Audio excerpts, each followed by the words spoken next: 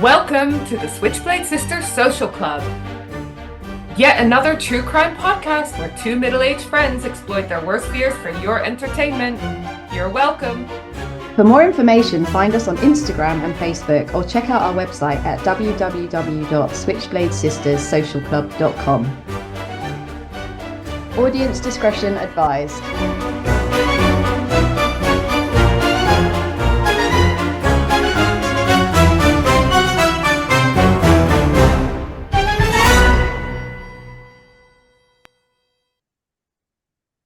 Hi, this is Switchblade Sisters Social Club, back for another season 4. Wow. Woo-hoo! And you might notice something a little bit different. This is no longer my sister co-hosting with me, Dee. It is my sister from another mister, Emma Farrington, or as I like to call her, Ms. Farrington. You do get that that's an Austin Powers reference, right? Yeah, I do. Okay, because you're like, you've got such a posh accent and your name is fancy. Ms. Farrington. So I didn't realize I was posh, sorry. I didn't say you were posh. I said your accent was. Oh, okay. It's very telephone voice, you know. So Emma, some of you have already heard about her because she's the Prosecco in the drinks order tattoo. Prosecco Emma might come out during some recordings. She won't get pissed today because she's like, first episode, I'm gonna behave.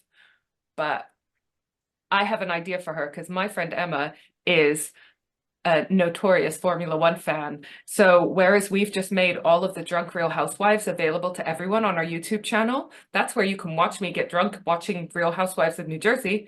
I have an idea for a spin-off, which is going to be, maybe we'll make a poll about this, Emma getting drunk watching Formula One. Drunk Formula One with Emma Farrington, Ms. Farrington.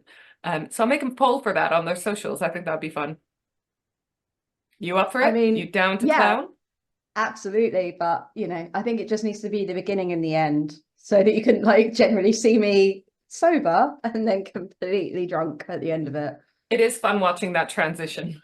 I think the difference is you're already invested in Formula One. I had no desire or inclination to watch Real Housewives, not because I watch only intellectual television. That is the opposite of the truth.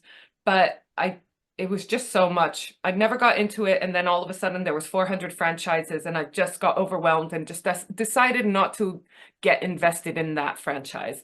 But then, as you can see from the clips, let alone the whole episodes, I get very invested. And when I say whole episodes, I have to say I edit it down, so you're not watching me watch whole hour-long episodes. That would be incredibly boring and would just involve a lot of watching me eat olives and nuts, my snacks of choice when I watch Real Housewives. So we are going to do also on social media a post to ask Emma anything, because we want you guys to get to know her. You'll never know her as well as I know her. No, but you can come close. Won't. And you'll definitely never know me as well as she knows me, because this woman has helped me through some tough times. Likewise. Mm-hmm. So yeah, but fun facts about Emma in the meantime. She's a huge Take That fan. I learned that this weekend. Used to be. Not okay, now, fine. not now. She loves Formula One, as mentioned. She could sing every 90s R&B hip hop rap song, pretty much, word for word. Yeah. And she's just fucking awesome. Her day job, when she's not podcasting extraordinaire, is a mediator and HR consultant. So if you need a fun, a super pleasant and hilarious HR consultant, if you didn't think those things existed all together in one sentence or body, it's Emma. Details on the website. I try. Yeah. And also I really need to apologize because even through my headphones, I can hear one of my bulldogs snoring. So I'm really sorry if that comes up on the audio. Do you know what? I can't hear it, but I am going to do a post now because Emma has 2 English bulldogs. I have a French bulldog. And so we should have a post about the bulldogs of the Switchblade Sisters Social Club. Yeah. And then maybe get everyone to share pictures of their pets as well. Yeah. The only issue is though that one of my bulldogs is a boy, so can't be a sister. She So could be we'll have he to, can be an honorary sister. yeah, or And just a also, brother. Switchblade sister is kind of like gender neutral because everyone who listens to this podcast is a Switchblade sister, regardless of their gender. You're in the social club. Cool. I like Also that. should say that we've got new merch because we've adapted our logo so that it's got Emma's gorgeous face in it with her cute glasses. And so have a little look. We've got a bunch of fun merch off the back of last season anyways. We've got Notorious Lesbian merch and Sea Courier merch, Merchant Navy merch, and all kinds of stuff. So do check that out. Have a little look. We've still got Colin Sutton Fan Club because Emma's Oh met my him now God, too. I met him. He's awesome. He He is is awesome. awesome. So Colin Sutton Fan Club merch is still up there. Donations go to victim support when purchases of that merch is purchased. We donated £100 at the end of last season. So we're really, really happy for that to be one of our chosen charities. And yeah, we also want to just say we went to Amélie de Lagrange memorial a few weeks ago because it was 20 years since she had been brutally murdered by Levi Belfield. If you don't know who that is, then have a listen to episode 2 of season 1, where we cover it and our love for Colin Sutton blossoms, him being the detective who caught Levi Belfield. So we went to a really moving memorial of hers on the green, and it was just really on Twickenham Green. It was lovely, wasn't it, seeing how Mm. she had definitely not been forgotten. It felt like people were taking violence against women a little bit more seriously. I mean, we were shocked, but also pleased that they are announcing they're going to put lighting across that green because that green is like black spot, isn't it? So there is a path going across the center, which no woman uses at night because it's not lit. So you might as well just cross wherever willy-nilly across the green. But they're going to light that path up and then do a survey to see if we feel a bit safer with it on, because it's a pilot study and we're a bit confused as to what the cons would be. But I don't get why it's taken 20 years. no, Like I don't it's, know. So it's one of those things. Great that it's happening. Why the fuck did it take so long? yeah. So yeah, so it was really lovely to hear Colin speak about it. He read a note from her parents who are based in France. And it just reminded us a bit, I think, why I do it, why you wanted to come on board and do this. And it's that we really want to be victim focused and raise awareness about the kind of dangers out there, as well as just, uh, just remind you of what's going on out there, really. Yeah. It was great how many people attended. Like there was people could sit down, it was full, people were standing all around. It was a hot day and Yeah. loads of people turned out. It was really nice to see that. And loads of people laid flowers, and she's got a memorial bench in Twickenham Green, and it was really lovely to see that as well. And it was lovely to see people of all genders, all generations, lots of people who, if they were alive at the time that it happened, would have been very, very young. So yeah, it was lovely. It was lovely. It was upsetting, obviously, but also very heartwarming to see that it was going on. But on that note, I think it's time to do the reveal. So to get Emma, to get you into the swing of things, not because I don't have confidence that you can't take to this like a duck to water, but to make you feel confident to do that, we decided that I'm going to present the first 3 cases to you. The first 3 episodes will be me presenting to you, and then you'll get you'll get into the swing of things, and then you'll feel ready to start presenting cases to me. So this is the first of my first 3 cases. And so I'm excited. oh, I'm you excited should to be. hear it. This one is bonkers. Oh, good. Love the bonkers ones. And also, I just want to say, at the end of the episode, we'll be announcing the new end of episode closing segment. So stay tuned for that as well. It's a good one. It is. This episode today, I am going to be covering the Fake Beard Bandit of Toronto.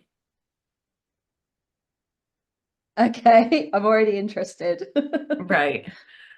He is also sometimes known as the Crossbow Killer uh, of Toronto, again, not to be confused with, unfortunately, the other Crossbow Killer in the UK. It's horrible that we have so many Crossbow Killers out there. But this one, I saw it on a documentary, and I love the sort of half-hour documentaries and so forth, but they cut out so much of the actual case, the context and so forth, to fit it into a half-hour dramatization, whatever, or documentary. So when I saw the documentary, I was like, this is already bonkers. I bet there's so much other crazy shit that went on around it. So I first saw it on A Lie to Die For on Amazon Prime. It was kind of like the Carrie Farver and Shayna Goliar case that we did, where it was just twist after twist after unexpected twist. So we're going to start our story in a place called Scarborough, Toronto, not Scarborough, UK. And I know sometimes I think, how is this happening in Canada? But some of the most fucked up shit comes out of Canada. Like, on the No, whole, they're lovely. yeah. The ones They're that are known, not they're, lovely are fucking batshit crazy. maybe that's because all the others are so lovely. Because they're really well known, aren't they, for being like just super, super nice. I mean, I Yeah, love the accent. The accent I makes love me it die. too. A They say boot. a boot, a A boot. boot. Yeah. Oh, so Scarborough is pronounced as such. And the town sounds like really nice and middle class and very community focused, kind of how you imagine a suburb of Toronto to be in Canada, you know? And this is a story of Brett Ryan. He was smart. He was popular at high school. He went to to the University of Toronto and dropped out in the final year, and then went back and then dropped out. He had random jobs, construction, painting, coaching kids. You know, he's just finding his way. No judgment there. It's not easy figuring out your shit. We are still trying, and we are in our 40s, right? Yeah, totally. I also don't judge him for this because in his mid-20s, he was living extravagantly, a lifestyle he couldn't afford well beyond his means. I mean, guilty, Yeah, who hasn't done that?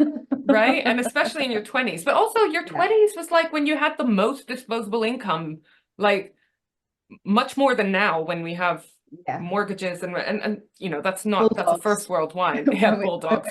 When we have bulldogs. Yeah, I'm watching my biggest expense just taking a nap like she's got not a fucking care in the world.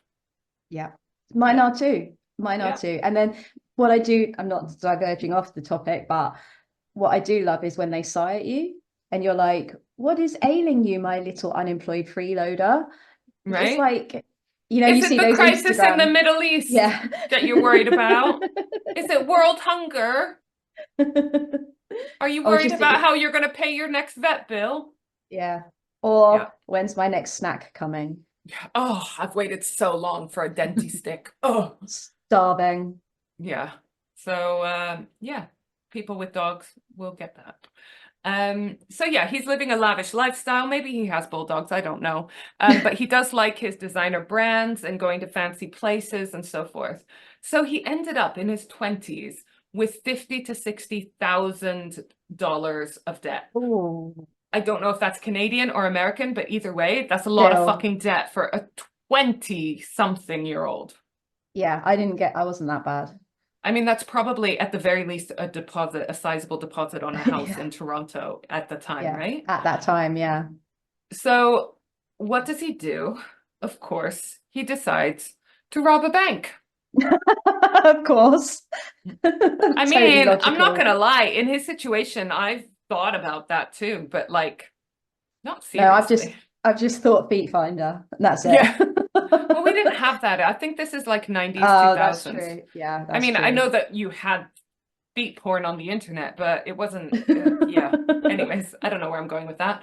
Um, So he robs a bank and then he robs several more. So on October 20th, he robbed his first bank. It was a CIBC on Old Kingston Road, 371 Old Kingston Road, if you happen to be in Toronto. It was just an 8-minute drive from his house, which seems stupid. Yeah. I don't know. Like don't shit where you eat.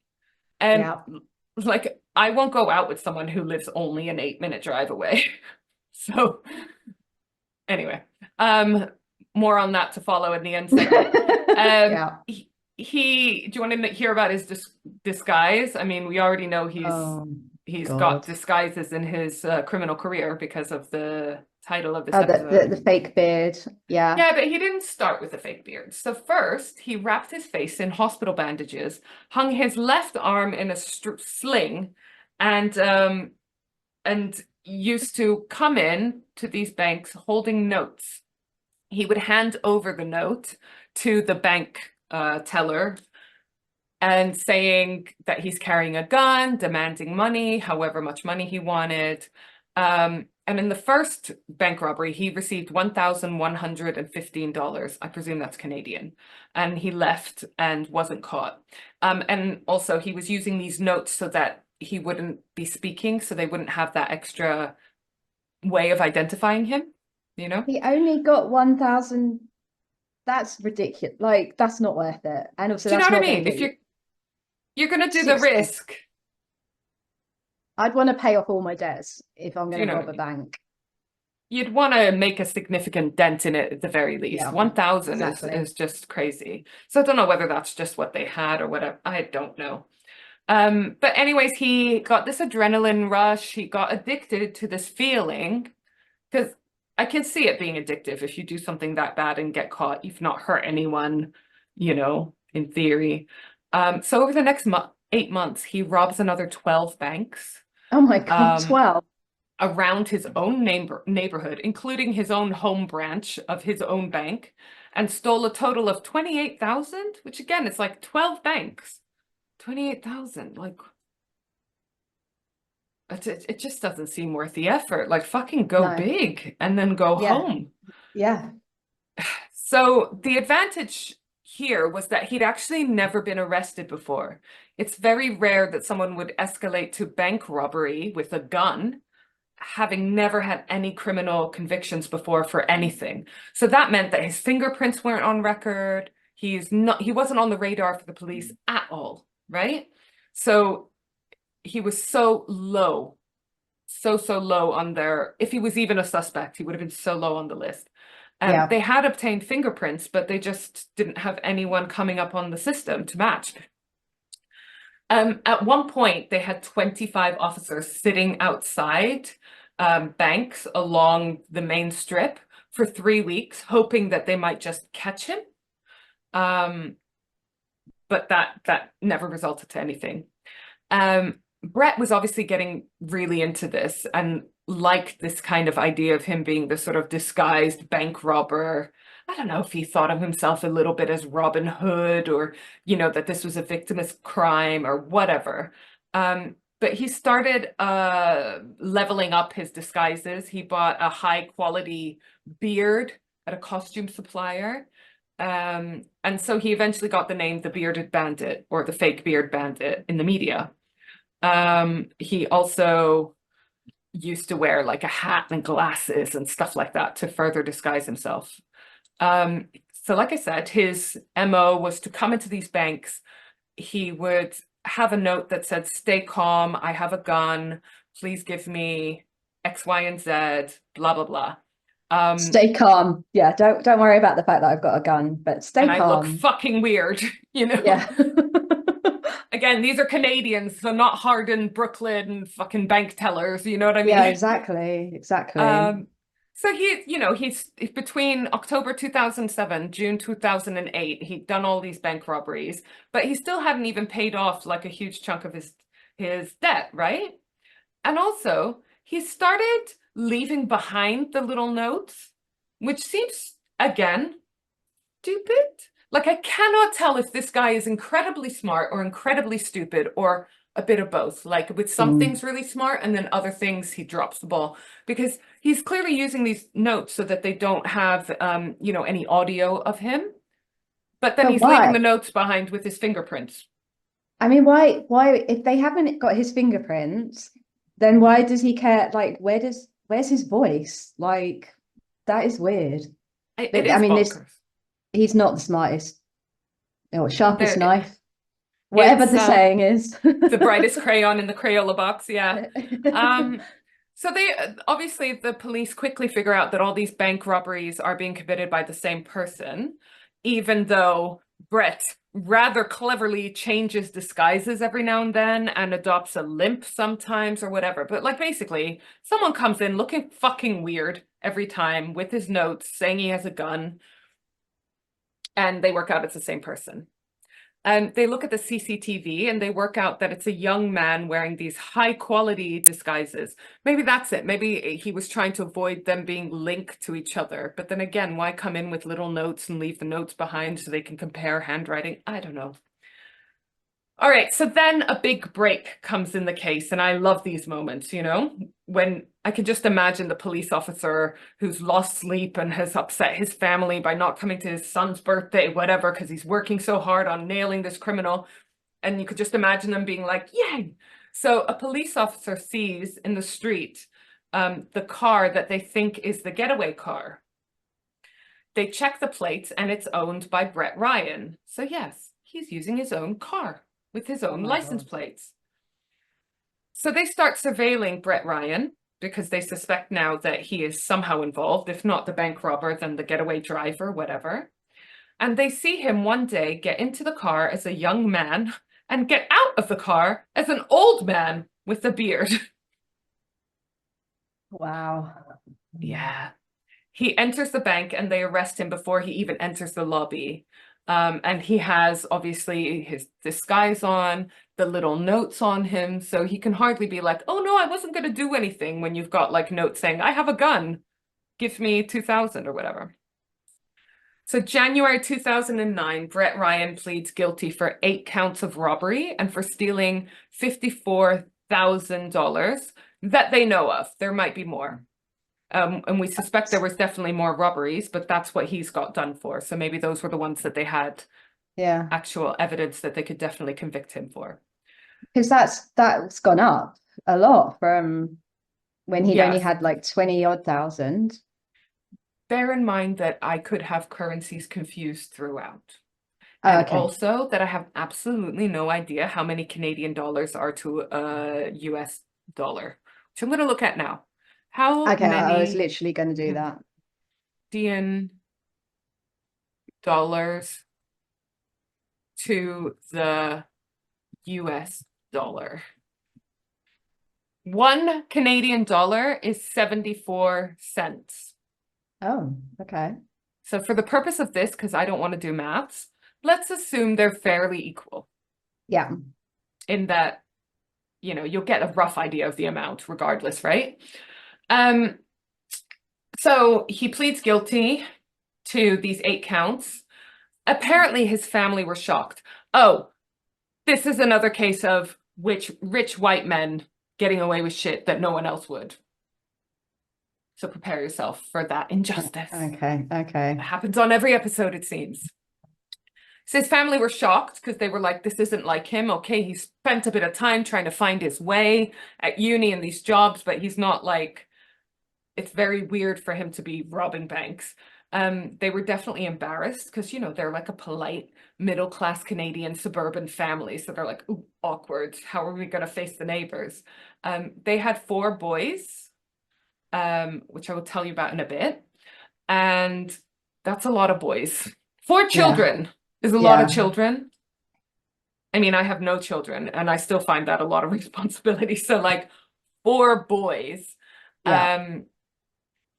We've got Chris, the eldest, then Leland, then Brett, then Alexander, also known as AJ. Leland and AJ still live at home with the mum, Susan, and the father, who worked for the local paper. Friends of the family, neighbors, etc., said they were a lovely, close-knit family, and that Brett was popular with strong support and social networks because he had a strong family, which is a lot Mhm. more than most people have, especially that end up on this podcast. Lots of friends, very popular, and so forth. His robberies seem to be entitlement rather than survival crimes. Yeah. Uh-huh. So, like, No, this is no not a shit, guy. Sherlock. He's never going to be homeless. He's never going to starve. He's always, I'm going to presume, going to be able to move back to his parents. No judgment there. But it does mean this isn't a case of like, how the fuck do I feed my kids if I don't resort to crime? Yeah. It's just not. At the court, the judge was debating sending Brett away for 10 years. But because the judge was convinced that Brett had a high chance, because of his white male privilege, of becoming a law-abiding citizen again, he got sentenced to only 5 years. So already his sentence is reduced by half.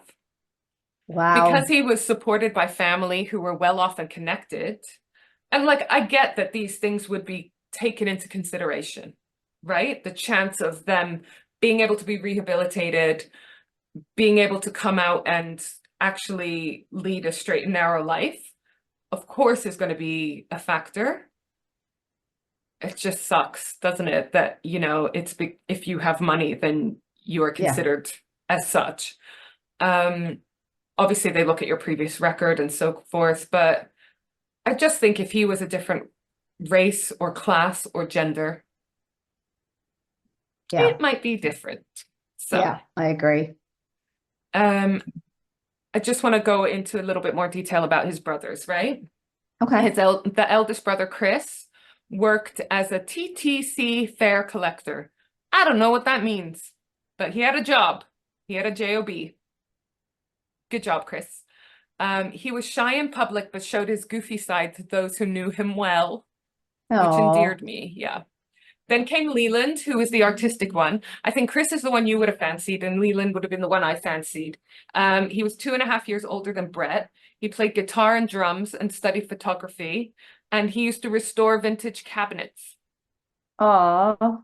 And then the youngest, AJ, was 6 years younger than Brett, and he was really highly academically skilled. And he went to school for gifted students. So, you know, like a pretty amazing family on the whole, right? Yeah. They seem to have it all. Yeah, exactly. So you have to wonder why then he felt that he needed to rob banks. Like that makes no sense. I mean, it doesn't sound like he would have learned from his parents to live outside of his means and to live so lavishly. It also kind of sounds like if he'd gone to his parents and been like, look, I fucked up majorly, that they would have bailed him out in some way. Yeah. Anyways. But no, rational thought, I know what I'll do. I'll go and rob some banks. Why not? Exactly.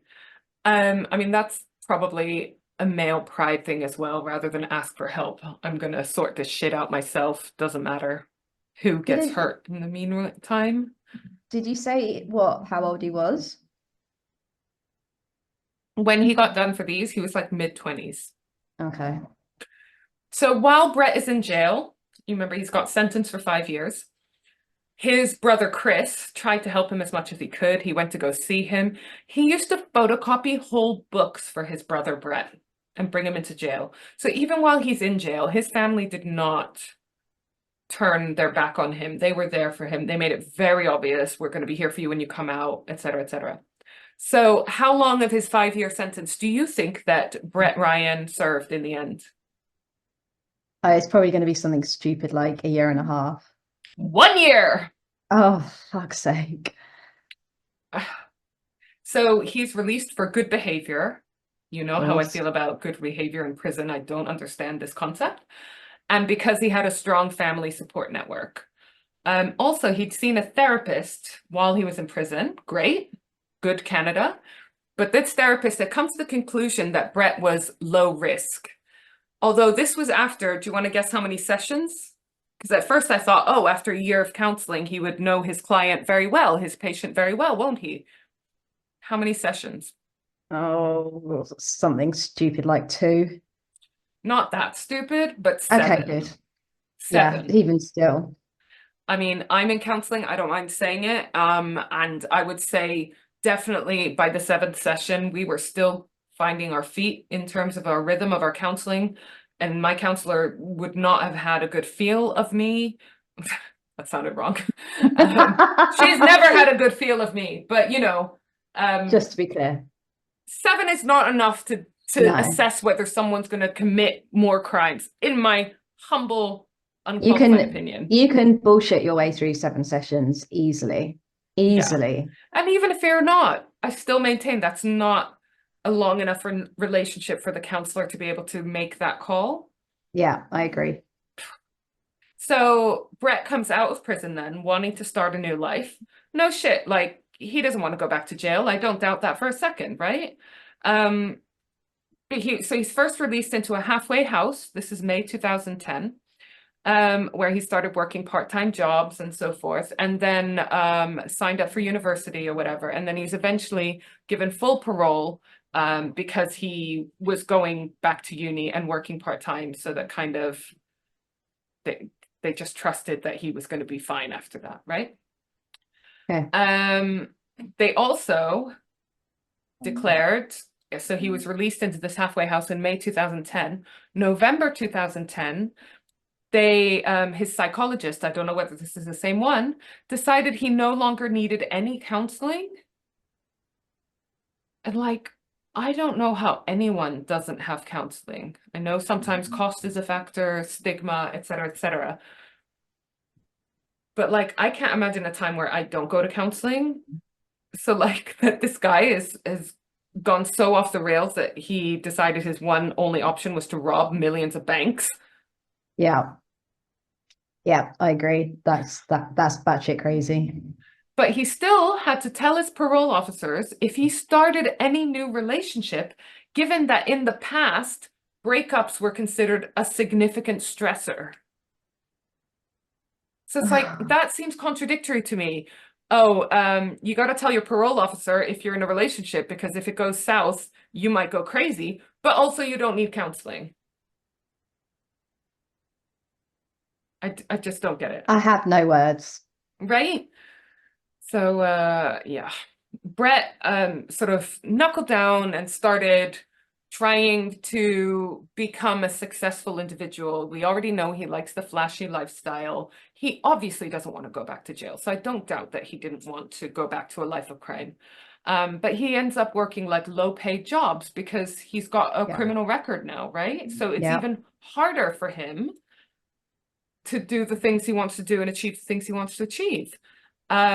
He did get some help, obviously, from his parents. They helped him out a lot financially and otherwise. And then he re-enrolled at the University of Toronto to start this degree in biophysics. So this is why he must have been super clever in some respects. You don't get accepted onto a biophysics course. No. Without some smarts. He's trying, supposedly, in the beginning to be more open with his family. He did actually visit a psychologist, even though he wasn't obliged to. And he told the psychologist that the main lesson he learned from the robberies was that he didn't want to get in any more trouble, and he wanted to be more honest with the people around him. So, you know, that sounds good. Yeah. But almost instantly, he starts misbehaving again, because it's very hard to keep up that pretense or those good intentions when deep down you haven't really changed, you know? And did you want the latest Gucci? And when Gucci come out with some new loafers and you've not got the money for it, so what can you do? So 2011. Rob a bank. 2011, he's living at home. He's obviously earning not great money because he's doing sort of piecemeal jobs here and there. And he gets set up by a friend and meets Kirsten. They met for the first time, if you know Toronto, on the corner of York and Queen's Quay, which is not far from her waterfront condo. I always laugh at the word condo because basically they mean a flat, right? Yeah. That's flat. Sounds nice, but it's a flat, innit? It's a new build flat. So this woman is a psychotherapist, stunning, works at a hospital, has this harborfront waterside condo. So she's doing great in life, you know? Yeah. They fall in love because we know that that Brett Ryan is, sorry, I just had to think, you know when someone's got two first names? Have I got the order right? And Yeah, whenever I hear someone who's got two first names, I always think Craig David. My brain sings Craig David, which of is course. obviously ADHD. Yeah, so Brett Ryan um, falls in love with him. He's a charmer. He obviously has a way with words. And So she his likes a bad boy then. she does know about his jail time as the fake beard bandit. But he explained it away that, you know, he was just in a bad way and he doesn't want to go back down that route. His family are obviously super ecstatic that he's met a nice, normal girl who might actually be motivation for him to stay on the straight and narrow as well. And apparently he was really wanting to be worthy of her. Oh, Yes, but it's how he goes about that. oh, okay. Oh, yeah. You want to reserve your ohs because Okay, okay, you will not. You will not be okay. feeling. I know, because up until this point, he's kind of a bit of a lovable rogue, isn't he? Yeah. A I bit know of because I'm chancer really and charmer. I'm worried because like obviously you started off talking about crossbows and we've not had any crossbows yet. And so I'm like, this is not going to turn out well, is it? No, that's the nature of this podcast, Emma. Never a happy ending. Never a happy ending. So January 2013. So about 3 years after he's come out of prison, he moved into Kirsten's condo building flat. Flat. And you know, I saw pictures on one of the documentaries. It's like one of these glass fronted buildings. It looks fucking amazing. So it's a small Yeah. condo, but you can picture it, right? Gorgeous view of the lake and the Toronto Islands. Didn't know Toronto had islands, but No, every me day's a either. school day. Yep. Brett used to do barbecues on the roof and used to swim in the indoor-outdoor pool on the second floor. They used to go traveling loads. There's loads of pictures online of them at these different tropical locations. I mean, Sounds like I want to marry her. I know, I know. I like how you're like, I want to marry her. Yes, 100%, a million times over marrying him. But then he does actually propose to her, and she says yes. So they are planning their wedding. But then in Uh-huh. 2015, he drops out of school again. But he doesn't tell his fiance, and he doesn't tell his Uh, family. So they still think he's a student, but he's not. And he thinks he can fix it all before he has to tell them anything and hopefully never have to tell them anything. So he's thinking maybe I can get a job and they won't ever have to know that I didn't actually graduate, whatever. But obviously he's a felon. You know, it was only 3 years ago he's robbing banks. That's going to make it incredibly difficult to find a job. And now he's dropped out of university. Like, and I imagine his parents spent thousands sending him to uni as well. Like we all well, know it's it's not Canada, cheap. so Canada maybe pay you thousands to go to uni, you know, but in any case, they definitely helped him financially in the beginning, and I don't know for how long, but he basically used to just ride the subway all day long, Oh my pretending God. that he was at uni. So he feels really hard done by, again, this entitled attitude, like that people are prejudiced against him because of his prison record. It's like, yeah, they're gonna be, whether you like it or not. It's gonna play a part, isn't it? Um, and he starts getting into financial difficulty again because he's not earning. He still likes his extravagant lifestyle, and he's saving slash spending on a wedding, you know? Um, and his money was giving him money. His mother, sorry, his mum Susan was giving him money for the wedding and other stuff. But obviously she assumed that he was going to uni and blah blah blah. And then in 2015, this is the one thing I'll feel sorry for him. In 2015, his dad passed away. So that is obviously horrendous. Still Yeah. fairly young. They were clearly close. Um, And even though AJ and Leland, so the younger brother and the one that was older than him, are still living at home with Susan, the mum, and Leland is older than Brett, and then they have an older brother still called Chris, Brett Ryan, the bank robber, who at the very least to this day is financially insecure and irresponsible, is put in charge of the whole estate by Susan. Susan! I mean, what? Which tells me he must have had such a silver tongue. He must have been such a charmer. Yeah, 100%. Because it doesn't sound like the other three brothers are totally incompetent, that this is her best option. No, it The others, wasn't. The other guy was the gifted, the brother. yeah. He was, yeah. So it wasn't even like she shared the responsibility of the state between all of them or anything. Everything solely in his name, Oh, Jesus. right? Um, Anyways, Brett finally secures an IT job. But when they find out about his record, I don't know whether he lied about it or it only came up later on in checks or whatever, they revoke the offer. And again, he doesn't want to tell Kirsten that he's lost this job. He's made a big hoo-ha about getting this job. So every day, again, there he is, just riding the subway every day, pretending he's at work.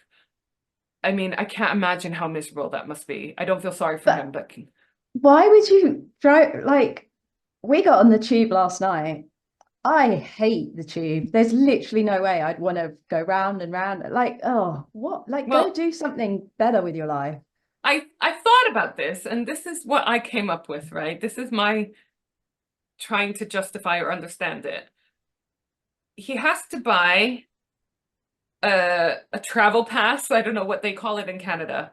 Let's say he buys a monthly tube pass to get to work. And in order to avoid spending any other money, he just rides around, constantly. And maybe he'd managed to ask Kirsten for that first month travel pass before his wages come in, his first paycheck comes in. I don't know.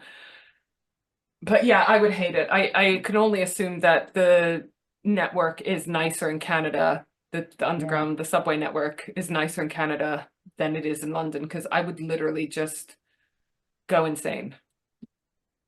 Yeah, no, I would not do that. They probably got like flowers and shit. Yeah, there must be kind of like in London, though. In London, there's like overground Yeah, subway, metro, yeah, tube stations, lines like you'd go on the district line maybe, because that's a lot of it above ground, or maybe the Metropolitan line around the Watford yeah. area.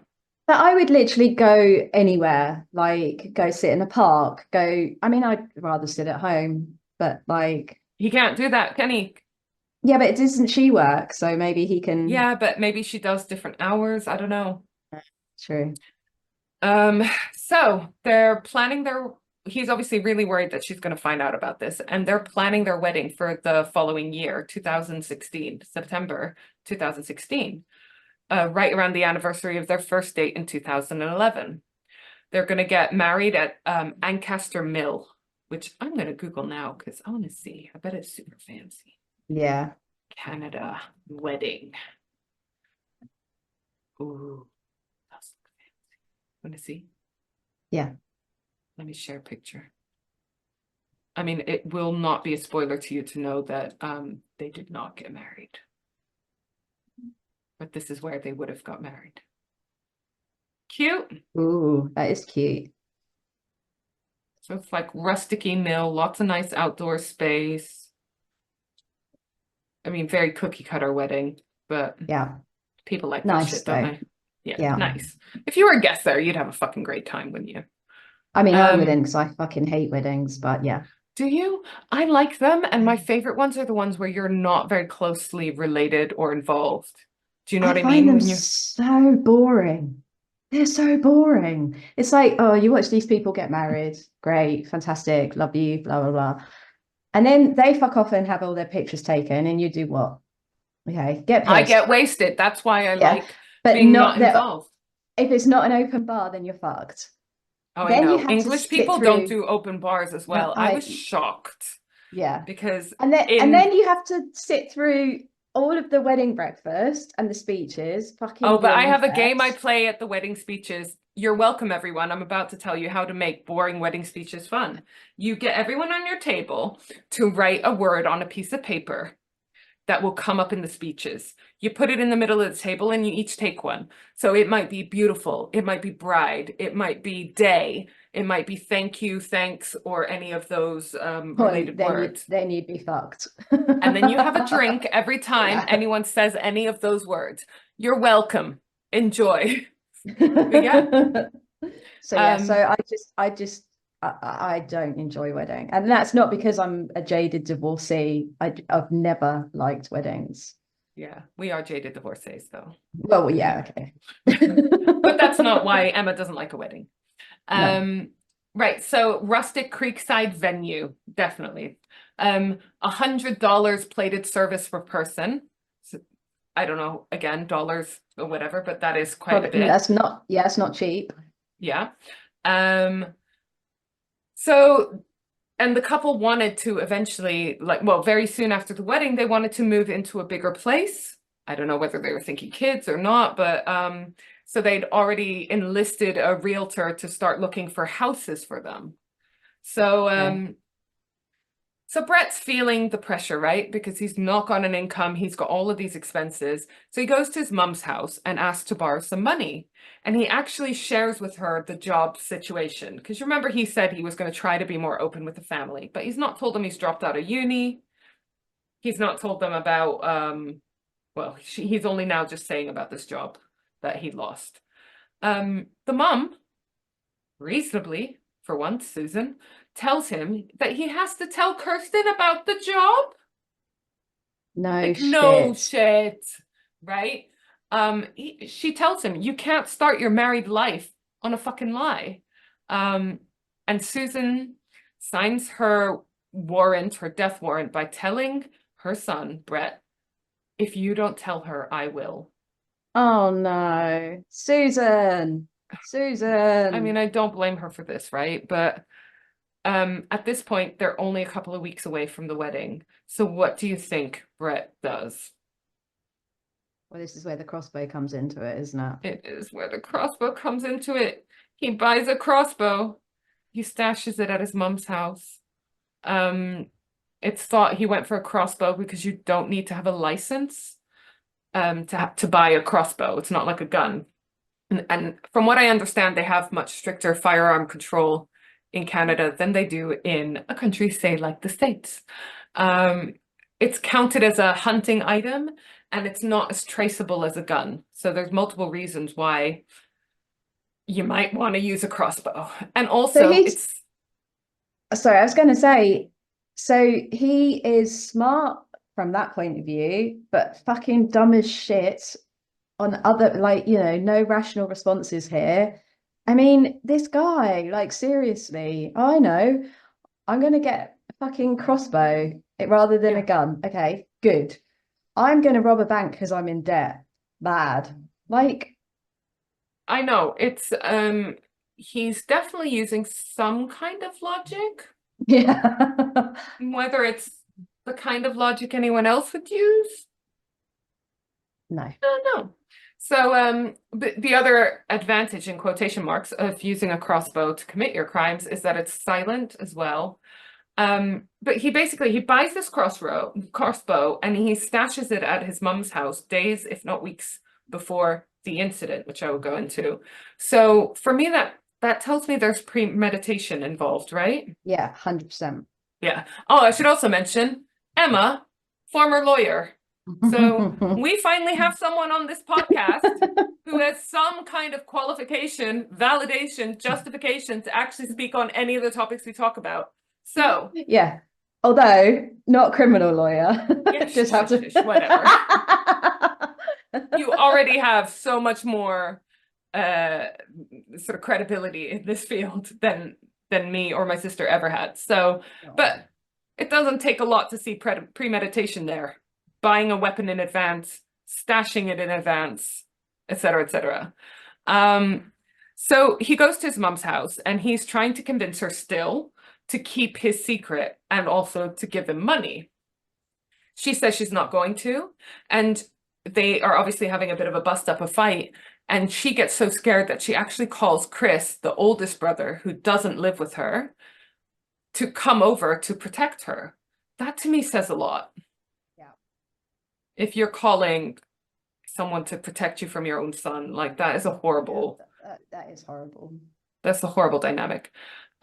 So she's clearly scared and intimidated.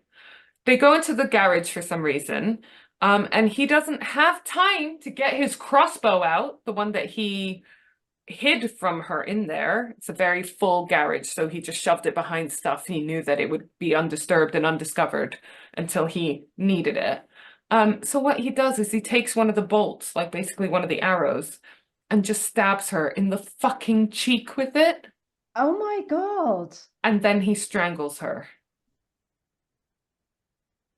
I mean, I know there was a lot of foreshadowing that bad shit was going to happen, but did you see that coming? No, like that's some real rage right there. Some real Yeah. proper rage. But remember that Susan had called Chris the oldest brother? So he arrives, and Oh. so Brett has just killed their mum and is waiting in the garage. He knows Chris is on his way, so he's waiting in the garage to kill his brother now. So yeah, instead of, you know, deciding to leave, he decides that he's going to go on a rampage and kill more members of his family, right? He decides that he wants to kill everyone because then he will get the house, the whole estate, etc. And then he can pretend that he's quit his job or that he lost his job because of grief rather than anything else. So Chris enters the garage and Brett shoots him in the back of the head with a crossbow. That's your brother. That's someone you've grown up with. Someone who photocopied whole books for you when you were in prison. I mean, this story got me because it's so unlike a lot of the other ones where their background and their upbringing and Yeah. their family, where you do feel sorry for them because they were brought into the world as a victim without the chances and the opportunities and so forth. But this isn't that at all. No, he had every opportunity he could ever want given to him, and he turns around by stabbing his mum and at least one of his brothers. Right? So he covers both the bodies of his mum and his eldest brother with blue tarp. AJ was out at the time because he's still living at home with his mum. When he comes back home, Brett sees him and chokes him Oh, for and fuck's stabs sake. him with another crossbow bolt. This whole time, Leland, the artist, the artistic one, Mm. is asleep in the house. Typical Oh artsy shit. soul. Yeah. He wakes up to his brother AJ screaming outside the house. He obviously doesn't assume that his brother Brett is responsible for this at all. So he sees that Brett is there and he's asking Brett to call if he's called 911. And apparently Brett didn't seem that interested in it. So Leyland goes in to call the police himself. Brett follows him and starts a fight. Brett needs to kill the last remaining family member Oh my in God. his mind. Luckily, Leyland survives. He's injured, but he manages to run across the road and ask a neighbor to call the police. When the police arrive, Brett is just sitting on the steps, just drinking a bottle of water from the fridge. The police ask him what happened, and Brett confesses calmly. Do you know, like, the more we talk about this guy, the more I hate him. Yeah. There's some Yeah. serious fucking issues there. Serious issues. I mean, again, no qualification whatsoever, but he sounds psychopathic, doesn't he? Like Yeah. that disconnect Yeah. between how you are meant to react and respond Yeah. in normal. There's no rational thoughts there. Like I said, like, oh, I'm gonna rob a bank because I'm in debt. Like a rational person doesn't think like that. Yeah. So these facts are chilling. Um, he wore a double set of clothes so that he could take one off and have a clean set underneath, which again, to me, tells me premeditation, right? And Yeah, 100%. premeditation very often being the one of the deciding factors of whether it's first degree murder, manslaughter, second degree murder, or whatever. It's normally, I mean, I don't know the ins and outs and definitely not of Canada, but premeditation is definitely a big important Yeah, factor, isn't it? that's the whole difference between in England anyway, between murder and manslaughter. In like manslaughter can be an accident, like you didn't mean it to happen, but basically for it to be convicted of murder, you have to have the malice. It's called malice Malice of intent. aforethought. And We then had an episode where Stephen Keogh very kindly explained to us the actual definition of murder.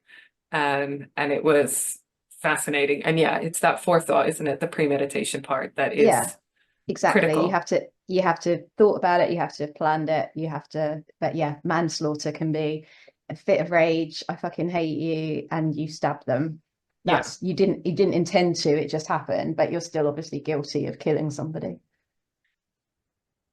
I've never heard of a case though where someone wears two sets of clothes No, though. that is, I mean, I suppose people wear like whole Protective, bodysuits, don't yeah. they? Yeah, but And obviously not, clean their clothes or whatever, destroy the yeah, clothes, but yeah, it's that a is, chilling fact, right? yeah, yeah. But he either underestimated the amount of blood or the time that blood takes to soak through fabric, because there was basically just so much blood on all of the clothes. I mean, he'd attacked four people Yeah, violently. yeah. He also had a duffel bag with a disguise in it to help with his escape. So, I mean, this just gets, I'm telling you, it just gets fucking weirder and scarier and more terrifying. The police obviously go to Brett's flat, the one that he shares with Kirsten. Um, Oh shit, yeah, I forgot about Kirsten. Poor Kirsten. Oh my yeah, God. because they had concerns for her, you know, is she Yeah, okay? yeah. She wasn't at home, but they went into the condo and they found a bunch of weird devices, which at first they thought were bombs, so they called the bomb squad, but they weren't bombs. They were actually a tablet, a laptop, a phone, and they were set up to things like, I won't go into the mechanics of it, but they were set up to things like connected to a wooden spoon attached to an oscillating fan on a timer, so that every now and then the spoon would press some buttons on the tablet or the laptop. So basically it looked like the digital footprint on, or digital fingerprint, I don't know, on the laptop, the tablet, and the phone with these mechanical devices made it look like they were being used from the home at those times.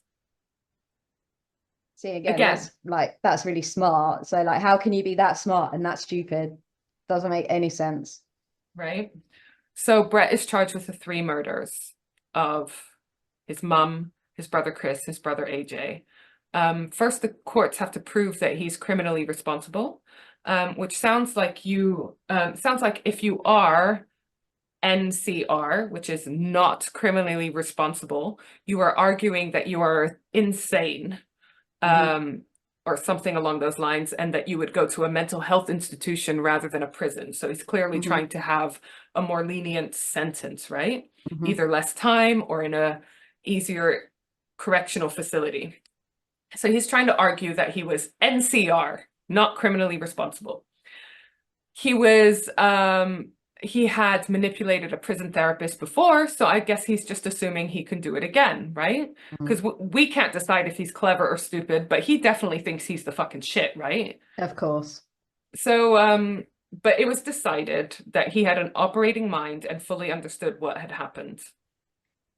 Good. I'd say so. Yeah. So he was convicted, and on the 28th of July, 2018, he was convicted of, I don't get this, but at least he's got convicted. He was convicted of one first-degree murder for Chris, his oldest brother, one second-degree murder for his mum, and also again for his brother, and also attempted murder on Leland. Yeah. He's got life in prison and no chance of parole for 25 years. So again, this is a whole other debate. How does life in prison mean minimum 25 years? Whatever. The first degree for Chris was because they believed there was some element of premeditation between the time of killing his mom and Chris arriving. I don't know that Yeah. time period, but they claim that he, in his mind, told himself, I'm going to kill Chris when he arrives. I don't understand why the other two, or at Yeah. least the mum, wasn't Yeah. premeditated as well. I mean, But again, the disguise, the second pair of clothing, buying the yeah. crossbow, stashing it in advance, making these weird spoon devices, Yeah. right? Yeah. So I just think in this story, obviously the victims, it's so sad what happened to them and the fact that it was their brother, their son that did this to them. But I just feel so incredibly sad for Leland and Kirsten because they, I mean, luckily, thankfully survived their encounters and their relationship with this man. But how do you move on from that, right? I know, like she's lost her other half. he's lost his entire family. at Ugh. the hands of one of his brothers. It's just so sad. Yeah. I like to think they could support each other. I wouldn't be surprised if they just don't talk to each other at all because it's too painful. Yeah. Um, but that story, you can see why it was fascinating to me, right? Because it just escalated. And it starts off so almost comical, gluing on a fake beard and robbing some banks and whatever, to like one of the most horrendous crimes I'd heard about in a long time. Yeah. Yeah. And also, I think like the therapists have got a lot to blame. You know, they've got to take the blame for some of that because 7 sessions and this guy is clearly not well. They would have known that he was clever. Do you know what I mean? There would have been signs Yeah. that he was clever, socially adept in some respects because he's popular. Do you know what I mean? Yeah. So Yeah. it would be very easy for them to see, okay, this guy has the potential and the capability of smooth talking, of manipulating, of giving us the answers we want to hear. Yeah. So it's just so sad. And again, it's one of those cases where at lots of different points, something could have happened to stop it getting as horrendous as it did. Yeah. You know, if he was given more of a hard time for his initial crimes, if it actually scared him into not wanting to commit these crimes, if his parents sought out more help, I don't want to victim blame, but you know, there's just lots of opportunities along the way where something different could have happened. Yeah, definitely. Yeah, but at the end of the day, he's batshit crazy. So he's going to think that like the right thing to do is kill his mum because she's going to Yeah. tell his about to be wife, or That's why I then think he's psychopath, because it's yeah, just so matter of fact. That person is an obstacle, so we remove the obstacle by killing the yeah, obstacle. yeah. There's no Easy. empathy there. There's no remorse. There's no No, none of that. And yeah. I bet if he does have remorse at the moment, it's just because it's He got remorse for caught. getting caught and for having a Yeah, shit life in prison. Yeah. yeah. Where he Um, can't wear his Gucci loafers. yeah, I'm sure that he's not been allowed that luxury.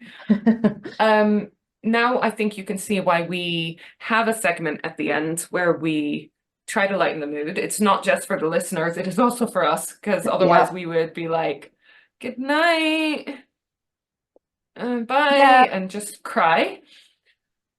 But then you Um, also know that the way that we relax is by watching serial killer documentaries. So yeah. But I quite often chuck a bit of Parks and Rec or It's Always Sunny after a bit of a murder binge. okay. Um, But first, before we announce our new closing segment, because we had a lovely run with the People's Pulse, but it was very time consuming for my sister, and we are easing the pressure. I forgot to say, the main reason why she couldn't anymore, did I say this at the beginning? No. But she's obviously got two adorable kids, and it was just a lot of it's very time consuming podcasting, guys. We do a lot of research, we spend a lot of time recording, we spend a lot of time editing, a lot of time doing the socials, a lot of time networking to get, you know, amazing guests on the show and so forth. So she just needed to take a bit of step back. She's going to come on as guest and everything. But she was the one solely responsible for doing the People's Pulse, and it was also very time consuming. So we've had to think of a new way of ending the show. And actually, although Emma has and I have talked about this new idea, she doesn't know how far I've gone with it. Oh shit. So I am going to reveal all after a quick Okay. break. Welcome back. Emma and I have fucked ourselves up more by talking about some really depressing stuff during our break. We're talking about a friend that we're worried about, and we just want to say hello, and you know who you are, and we fucking love you. Although she doesn't fucking listen to podcasts. No, but we love her anyways, and We also do. reach out to your friends if you're worried about them. Yeah. Don't be Just offended say if you just don't hear from them. Just drop them a hello. How are you doing? This meme made me think about you. Whatever. You yeah. know, people, you never know what people are going through. Yeah. Right. So new host, I'm new segment. I'm legitimately scared. So as previously mentioned by me multiple times and by Emma earlier today, We are in the divorce club. We also, between us, have a string of horrendous relationships. Our combined dating history would be hilarious if it wasn't so fucking tragic. We are hopeless, right? So this Guilty. new section, we wanted to have a new segment to end in a lighthearted way where our listeners could be involved and that would be funny, dare I say. So I have revamped the website to include Emma. I'm going to actually share the new website because I've been working hard on it today and I'm really proud of it. And Emma's not seen it. I wanted to show her live on the website. So on the podcast. So I'm going to share my screen. Share my screen.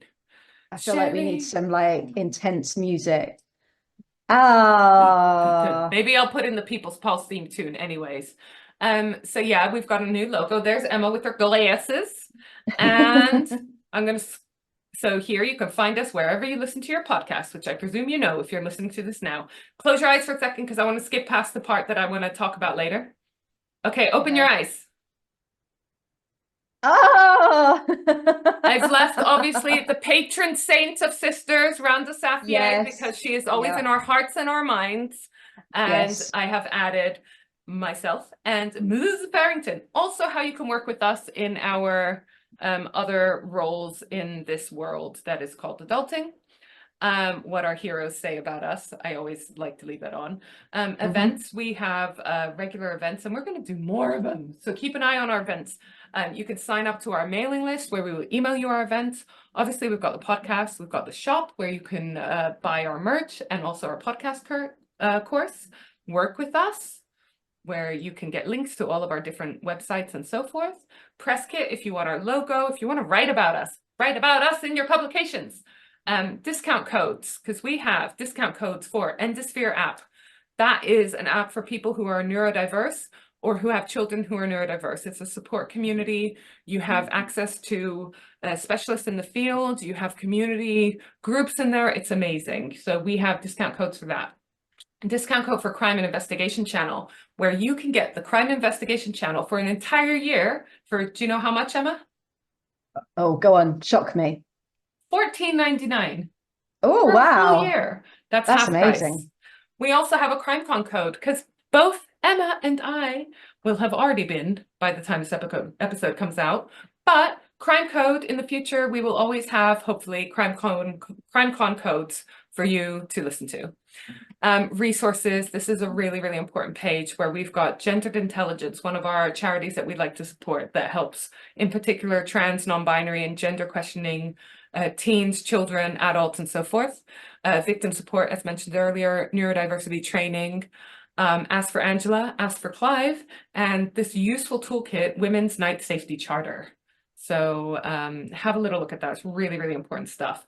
But what I wanted to take us to is the place where you can contribute to our end segment, which is going to be called Dee and Emma Do Dating.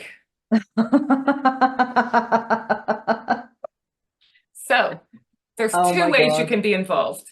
You can either give Dee and Emma much needed relationship and dating advice. I just saw the apply to date Dee and or Emma. The other way you can get involved, you can apply to date Dee and or Emma. Together? Yeah, this is obviously a fucking joke. Although, if you do apply and we do like you, we might get in touch. But I'm gonna scroll through some of the questions, okay? Oh my God. Apply today. So email and name. I've made this very useful diagram of which one is which. Yes, that's always helpful. Picture of us on holiday in Cape Verde. Yeah. Because we fancy. Which one of us are you applying to date? Dee, Emma, either, both, neither. I'm just here out of curiosity. Age, location. What's in your fridge right now? Do you have royal blood? Oh. Favorite Ninja Turtle and why? I'm just thinking, like, in terms of royal blood, is that a good thing or a bad thing? I think it depends entirely on which royal family. Yeah, because if it was like Prince Harry, I'd be like, go fuck yourself. I If mean, I it probably was would a Nigerian prince, I'd be go like, fuck I got yourself. emails from you before. No, no. I will take all of your billions in gold. Perfect first date, Yeah, good one. which I've repeated twice, so I will fix that. Do you have any crazy exes? Are they crazy because of you? I do. Weird fact about you. Nice. Some things you like, some things you hate. What are you watching on TV right now? Last time you cheated on a partner. Oh, Last time you cheated on your taxes. And then so I need you to submit any questions, any that you want added, because those were just a few of mine. But what do you think of that application form? I feel like we need to answer those questions, like to help people. All right, that's what we'll do. We'll fill in our answers, put them up Yeah, somewhere so that people can see if they think they'll be compatible with us. All right, we'll add that to the exactly. to-do list. All right. Right. So do you wanna tell us a few words about like what your type is?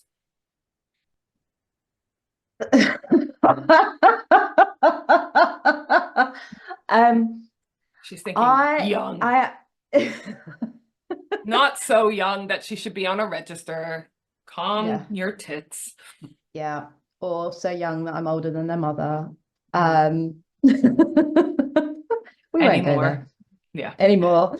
Um, Mine is funny and fun, yeah, inspired and inspiring, and a functioning adult. yeah, they're all very good. Um, Mine is be respectful. Hmm. I love somebody that doesn't take themselves too seriously, so funny and fun as well. I am absolutely fucking gaga for guys that can dance. Don't know what it is, but if you can dance, you've basically got me. Um, and yeah, just Send somebody who videos. knows. Yeah, Tag dancing Emma. videos, definitely. And yeah, just somebody that's kind of got their shit together. They don't have to like have it all because who has, but at least know what they want to do or where You they're and going. I, if we're speaking deeply, we need people that aren't a burden on us anymore because we have broken wing syndrome where we try to fix people. So it needs to be someone who's very strongly not wanting to be fixed and just wants someone to better their lives and to better Yeah, their to partner's share life. it, Yeah, not to partner in like, crime. Yeah, yeah, partner in not an crime. infantilized relationship, which is what we seem to always end up in. Yeah. I spoke to Isla of Criminally Good Books York earlier today, and I was telling her about this new segment, and she was like, "Wait, are you guys giving advice, dating advice to people?" And I was like, "No, no, don't worry." No, Not no, inflicting that on anyone. If anything, if no. we give you advice, fucking ignore it. Although I will say that that Isla is married as a result of my advice to her. And also I got her pregnant. Not 'Cause literally. well, kind of, because she had an IVF baby, and when we used to do a lot of events and stuff, and she couldn't inject herself with the hormones and stuff, so I would have to inject her.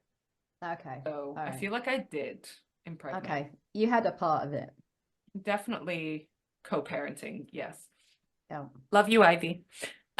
So this is episode 1, so we have yet to have submissions. I will be posting all of those forms on our socials so that by the next episode, we can have some dating advice / applications to date us that we can pull out some of the quotes for and share with you all. Can I just add one thing? Please, no one send any dick pics. I have eliminated the option of sending a picture of anything Okay, because good. we have a predisposition of receiving dick pics.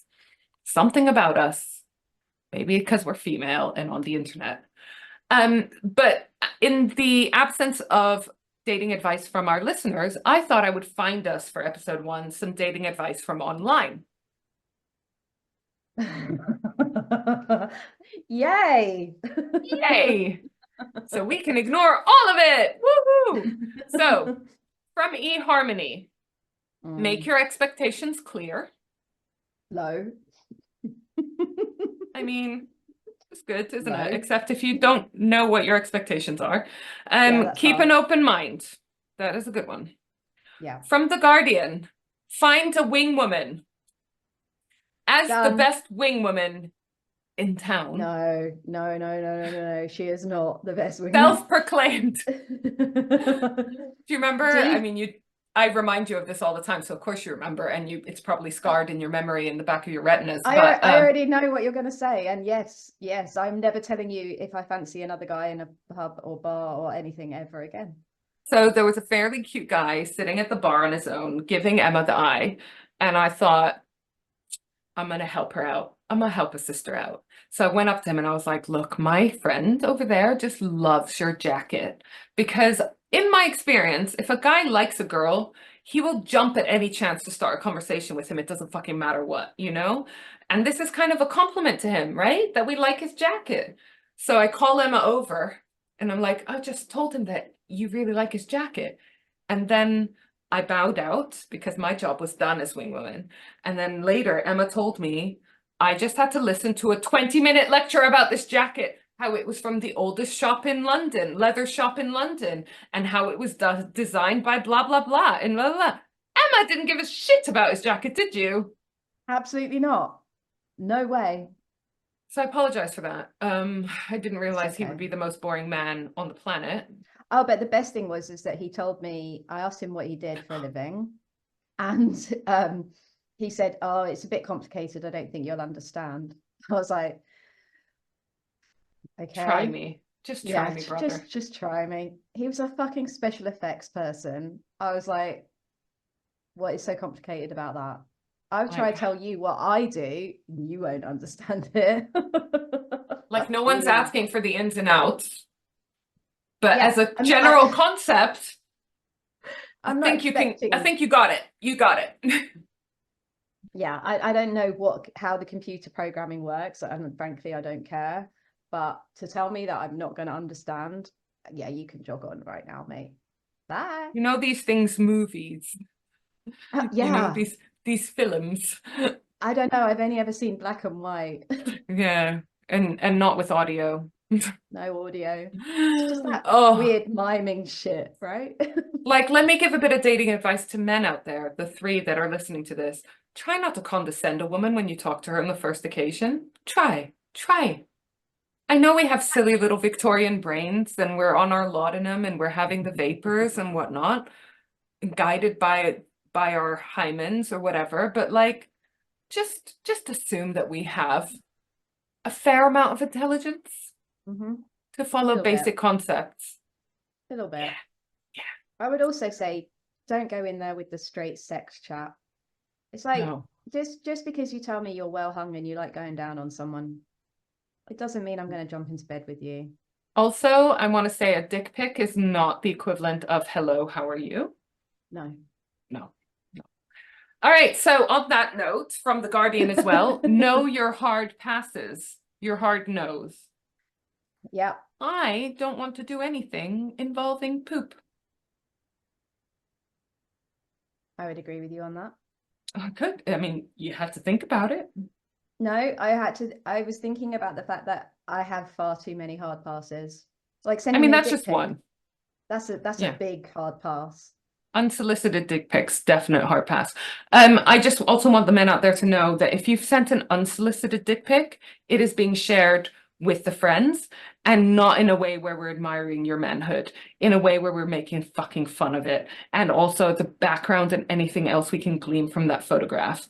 If it's above an unflushed toilet, if it's in a messy bed, if there's no bed sheets, if the bed sheets are dirty, if we can see fucking pizza boxes on the floor, if we can tell that you live with your mom, we are judging all of it.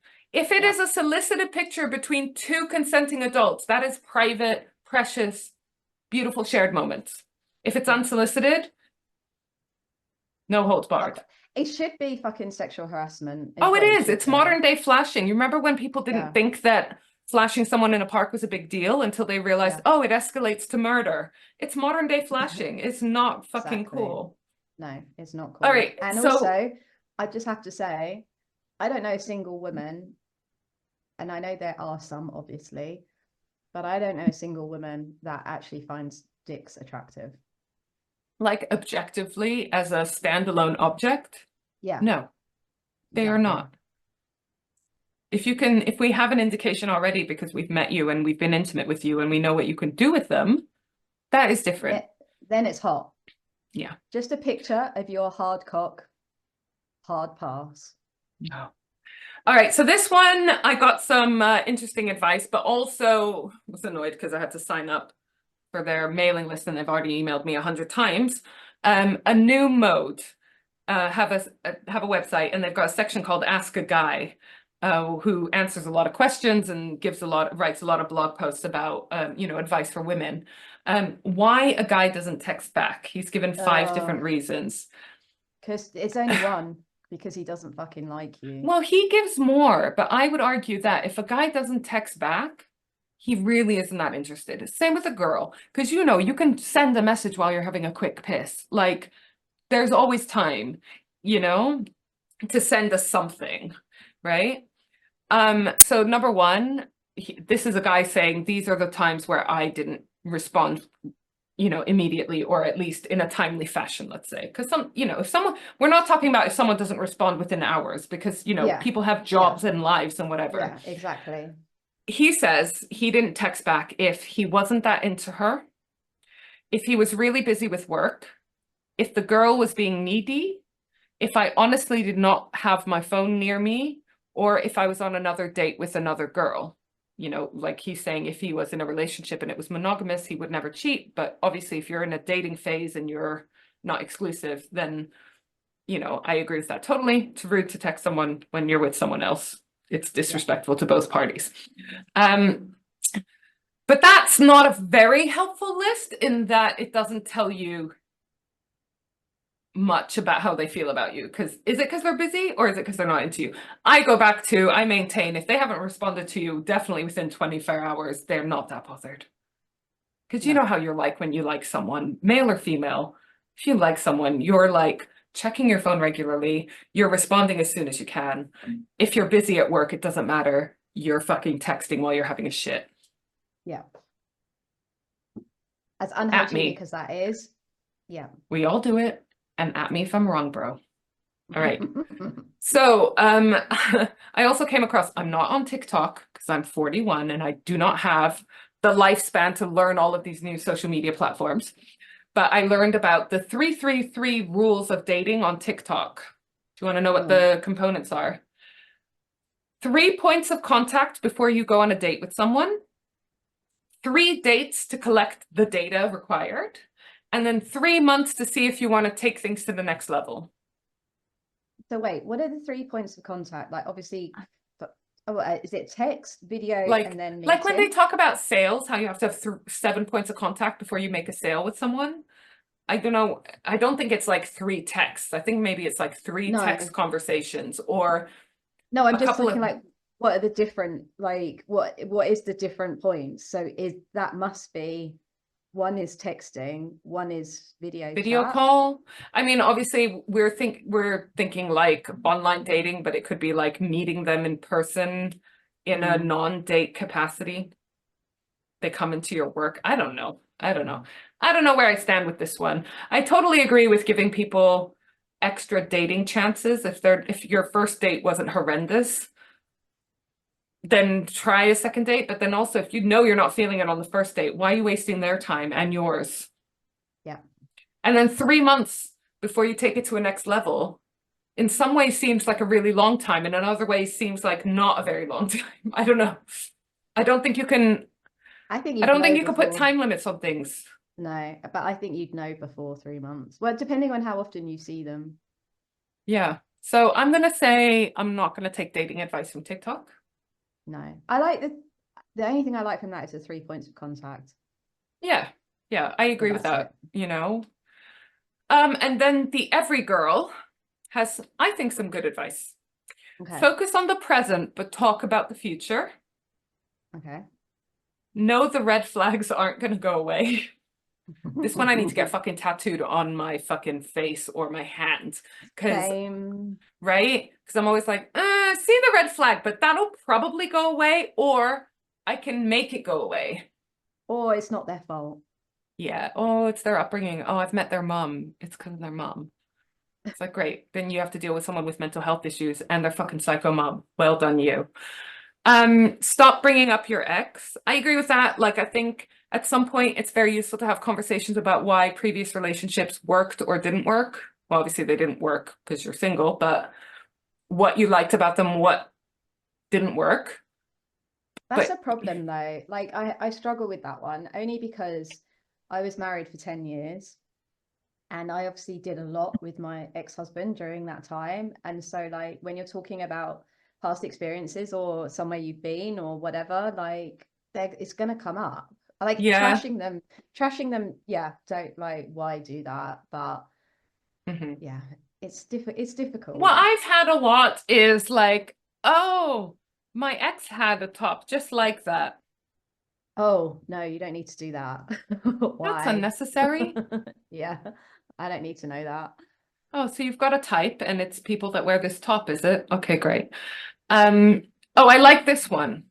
Relationships aren't 50-50. They're 100-100. Yep. Because I do feel like, especially with a long-term relationship, you have to wake up every single day and choose to be in that relationship and decide like, that's the person I want to be with. So today I'm going to make it obvious to that person Yeah. and to myself, right? And I Agreed. think that's where we've hit stumbling blocks is where our partner has not done that anymore Yeah. and take it And for ma- and granted. and and probably us as well, to be Yeah, fair. yeah, because you do get to a point where you're like, well, you're fucking taking me for granted, so I'm just going to do my own Yeah. shit too. Because it's not just one person's fault their relationship ended. No, it's mainly their fault. Anyway, and then the final bit of advice that I got from the internet is that actions matter more than words. Oh, 100%. Mhm. 100%. A million, And 100 million%. I think both of us have heard the words a lot, not hmm followed up by very much action. hmm So we need to set a time limit on. Okay, fine, you made all these promises. When are we going to see that implemented? Words are That's your easy. strategic plan. What is your implementation process? To speak in HR terms. Yeah. Did I? Yes, you did. Thanks. I'm So you're yeah, learning. You're learning. I'm going to be so corporate by the You end of are. this. By the You end of this are. season, I will have a 9 to 5 desk job. No, I fucking won't No, have you that. fucking won't. Been I'm there, never done doing that. that. Yeah, Neither of us. never again. No. We want to have a 3 a.m. to 6 a.m. job with our bulldogs where we can drink Yeah. wine. Yeah. I mean, I'm asleep during 3 a.m. to 6 a.m. I know, but we want to have the option. I mean, maybe 7 a.m. to 10 It's why a.m. I always tell contractors why I want to be my clients why I work as a freelancer on contract rather than being employed by them because I want to be able to work at 3 a.m. if I want to. I never fucking want to. If I'm up at 3 a.m. it's because I'm fucking wasted and I should not be allowed to do any work for anyone. But I want to be able to. Mainly what I'm saying is I want to be able to take a long lunch and go for brunch with you Yeah. without having to inform anyone. That's what I Yeah. really mean. Yeah. And then maybe fuck It, off the afternoon of working because we decide to get Prosecco with our brunch. And nice. should Why we aren't we do that doing that now? right now? Yeah. Yeah. I mean, I am. I am drinking. I want to do a shout out because I'm determined to get sponsored by these people. You're Rubis, doing another one. another shout out. There's already a reel on our socials. Rubis, contact me. I drink a lot of your wine. Sandra in head office, you know this about me because we've spoken on the phone because I order a lot. I love this chocolate wine, Rubis chocolate wine. I can absolutely attest to it being amazing. Emma doesn't even like red wine, and she loves this red wine. It's like, it's just delicious. It's liquid chocolate that gets you drunk. What more do I need to say? And it's strong. It is strong, as I you mean, can the tell. hangovers are not so great, No. but that's more a reflection on me and how dehydrated I am as a human in general. And don't forget, I will hold you to this. You said something about getting a tattoo. Oh yeah, I did. I said, if you send me free wine, Rubis, I will get your logo tattooed. I don't know what, I still don't know what they gain from that. how they would use that as a I mean, if anything. It's advertising. Is it? It's more of an advertisement for drinking responsibly, talking to Frank or whatever, than fucking buying their wine. I mean, should I show them the tattoo with my Dirty Dancing injury that I got from... Oh yeah, I was drunk on their wine. Oh, cut this out. Where I thought that I could do the Dirty Dancing lift. I could not. Shock. I mean, I feel like I could, but not on that day.